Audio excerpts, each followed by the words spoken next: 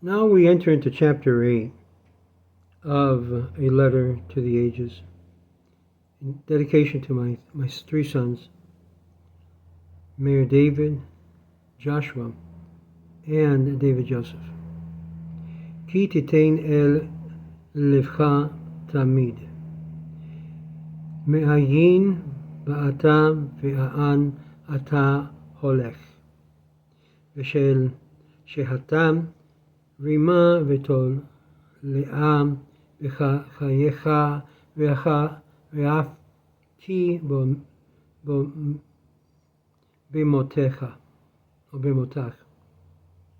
The fear of God will intensify in your heart, for you will always be aware from where you have come and to where you are destined to go.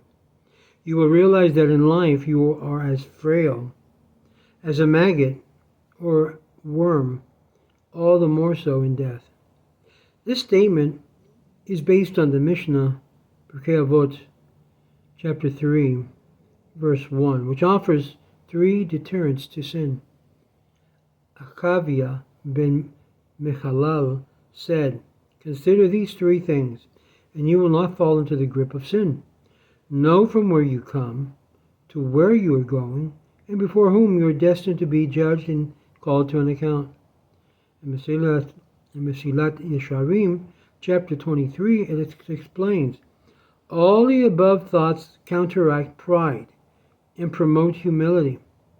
When a man ponders his earthly nature and lowly beginnings, he sees reason to feel proud. Man's position is similar to that of a swinehead who has attained lordship. Only as long as he remembers his early days will it be impossible for him to become arrogant. The source of humility is alluded to once again in Pirkei Avot, chapter 4, verse 4. Rabbi Levitas of Yavne said, "Be exceedingly humble in spirit, for the anticipated end of mortal man is the worm." It is difficult for man to cast off the illusion that he will live forever, yet to the extent that he succeeds, he will attain humility. Some of the members of the fabulously wealthy Rothschild family were known for their piety.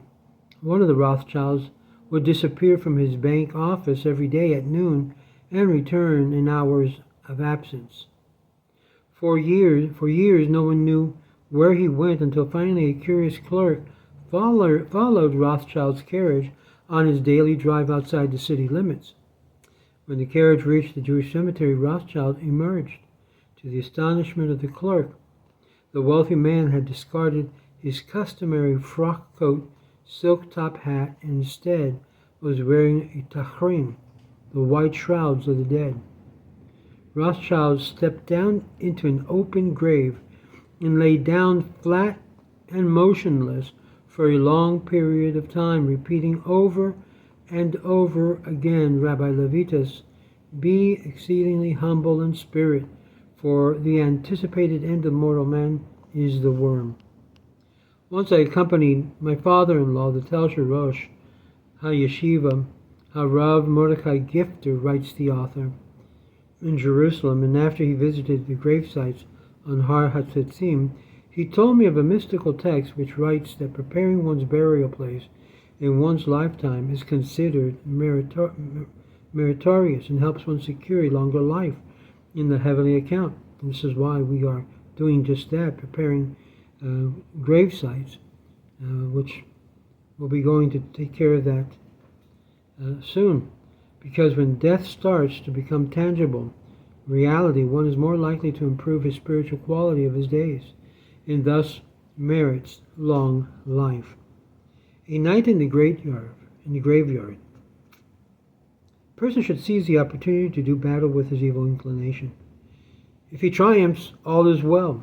If he yet at first fails, he should engage in vigorous Torah studies. If he subdues his desire for evil, all is well. Yet if he does not, let them recite the Shema, the credo of the Jewish faith. Shema Yisrael. If he then succeeds, all is well. But if he doesn't, at last resort, let them picture the day of death. The vision will undoubtedly destroy his evil allure. The Talmud in Berachot 18b tells us of a certain chassid who on Rosh Hashanah Eve gave a precious coin to a beggar.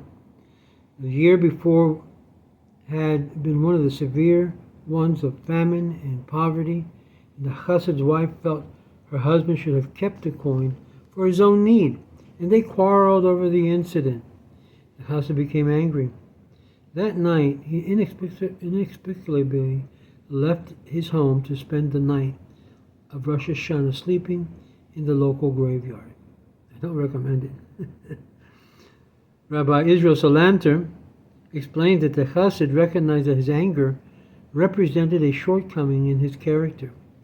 The genuinely humble person accepts life's unpleasantries with serenity, and thus the chassid felt unprepared to be examined by the Almighty on the morrow, the day of judgment, while still harboring such a serious flaw in his nature.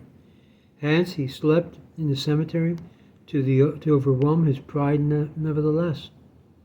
Noting so wholly convinced a man of his own frailties as contemplating his inevitable mortality. My friends, we make so much to do with this life, and yet we know that in any moment we will be called to give an account for our lives' action. Wouldn't it be nice to be able to be prepared, just like it says, be ready, have everything ready to go, spiritually and physically? That, my friend, is really a great advice. And this is what we ought to commend our lives. When mortality becomes tangible, we really become more humble. This is Rabbi Moshe Otero with the Ways of Israel. May God bless you, and remember to be part of the Ways of Israel. Be part of our organization and help us grow in leaps and bounds. And join us here on the Ways of Israel YouTube channel. Shalom, shalom, and many blessings to you and your family.